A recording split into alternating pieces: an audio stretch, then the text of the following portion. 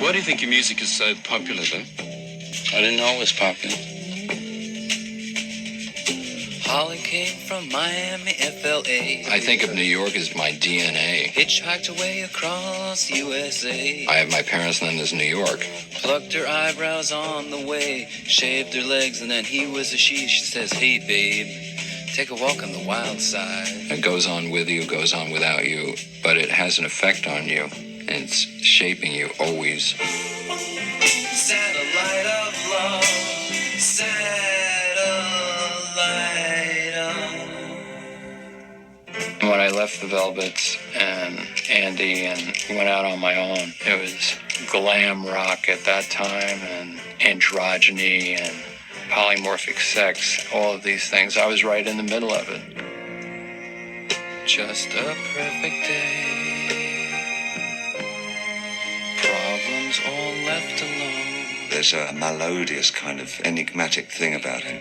There are so many doors that are closed on his life that you would quite like to unlock, but maybe wouldn't really. They're taking the children away because she was making it with sisters and brothers and everyone else. Raymond Chandler's always been a perfect example for me, along with Delmore Schwartz, of really American sensibilities coming out in writing. And what would happen if they went into the rock and roll format? That miserable, rotten slut. I was interested in communicating to people who were on the outside. I was writing about pain. Mama called me on the phone. She don't know what to do about that. He took an axe and he broke the table. Aren't you glad you're married? I have thought to make life easier for everybody, it would be refer to what I do as Lou Reed music. Because if we don't call it rock and roll, then all the junk that has to do with rock and roll, like, are you too serious for rock and roll? Is it too deep for rock and roll? Are there too many words? Is it airplayable? Is it commercial? Now, if we knock that out, and you just say it reflects the way Lou Reed is, and that's the end of it. He's either serious or he's funny, or he means it, he doesn't mean it. Yeah, give us a fucking break. You know, who cares? You're right. Whoa, babe, and I'm wrong. You know I'm gonna miss you now that you're gone. One sweet day. I like to have something there if you lean in. You know, like if you come to me, there will be a reward.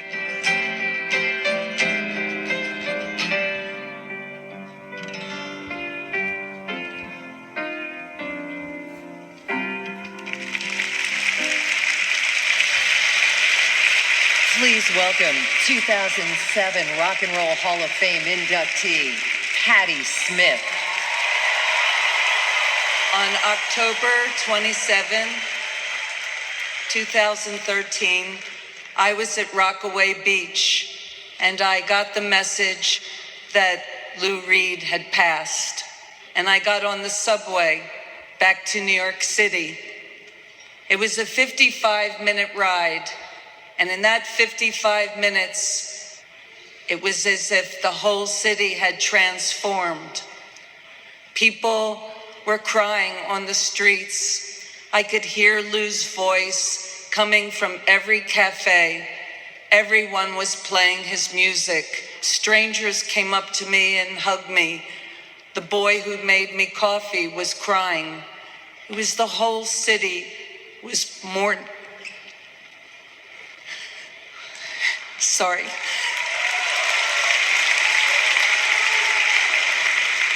I realized at that moment that I had forgotten when I was on the subway that he was not only my friend, he was the friend of New York City.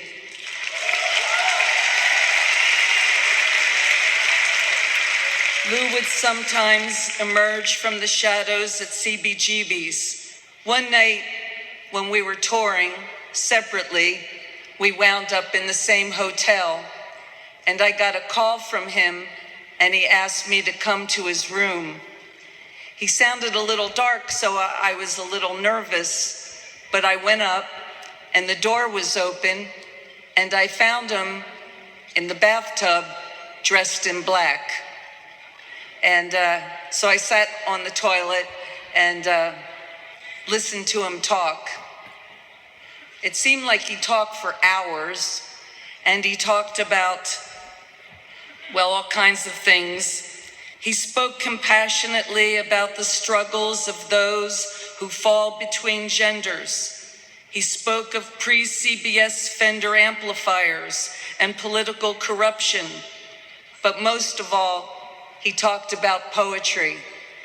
He recited the great poets, Rupert Brooke and Hart Crane, Frank O'Hara. He spoke of the poet's dedication to the highest of muses. When he fell into silence, I said, please take care of yourself so the world can have you as long as it can. And Lou actually smiled. Lou was a poet, able to fold his poetry within his music in the most poignant and plain-spoken manner. Oh, it's such a perfect day. Sorry. It's such a perfect day. I'm glad I spent it with you. You made me forget myself. I thought I was someone else, someone good. You were good, Lou. You are good. True poets must often stand alone. As a poet, he must be counted as a solitary artist. And so, Lou, thank you for brutally and benevolently injecting your poetry into music. And for this, we welcome you, Lou Reed, into the Rock and Roll Hall of Fame.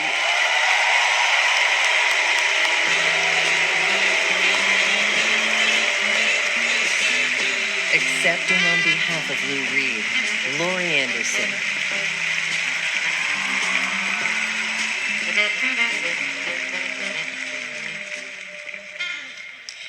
Thank you all. It's wonderful to be here in Cleveland, and Lou would have loved this.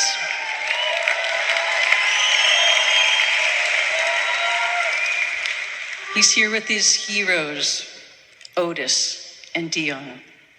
He's here with B.B. King, who he loved and admired, Aretha, who he saw so many times, his dear friend, Doc Pomus, who taught him so much, and who was the you he sang to in his beautiful record, Magic and Loss. And now, Lou Reed is one of these magic words. Lou! Lou!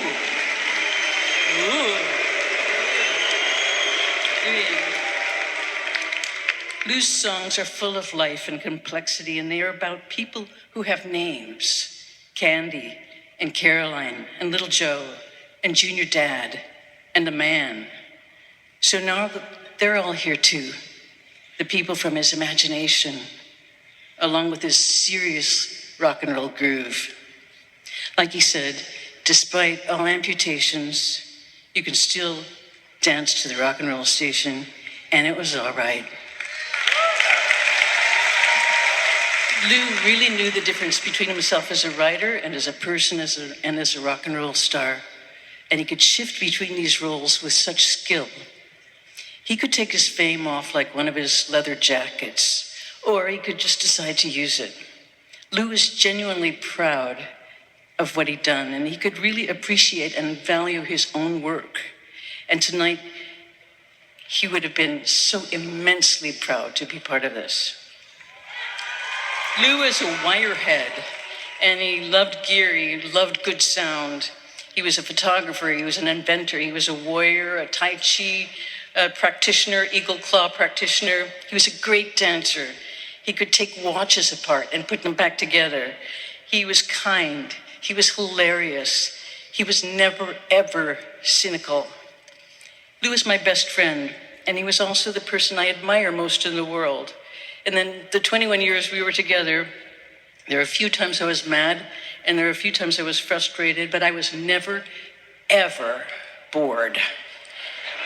Lou taught me a lot about love, and I found out what it is to love and to be completely loved in return. And this will be a part of me for the rest of my life.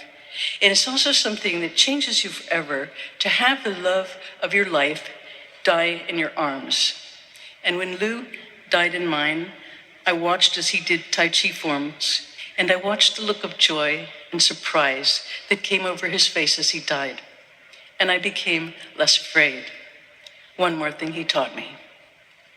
He crosses my mind every hour, and he kind of sits inside with a lit cigar and a sword, and he's laughing that amazing, joyous laugh. It seems like after a year and a half, I'm still waiting for him to call, and sometimes he actually does call. And suddenly I remember one of his phrases or some random words or some conversations we had or some songs we made up. And I'm reminded also of the 3 rules that we came up with. And the first is, 1, don't be afraid of anyone. Now, can you imagine living your life afraid of no one? 2, get a really good bullshit detector and learn how to use it. And 3 is be really, really tender. And with those 3 things, you don't need anything else. They say you die 3 times. The first is when your heart stops. And the second is when you're buried or cremated. And the third is the last time someone says your name. I am so happy that Lou's name is added to the list of people who will be remembered for the beautiful music they make. And that's what the Hall of Fame seems to me is. It's all about the transformation of people into names that stand for the beauty and style and the era of their music. And Lou, my sweet one, I accept this in your name, Lou. One more Lou.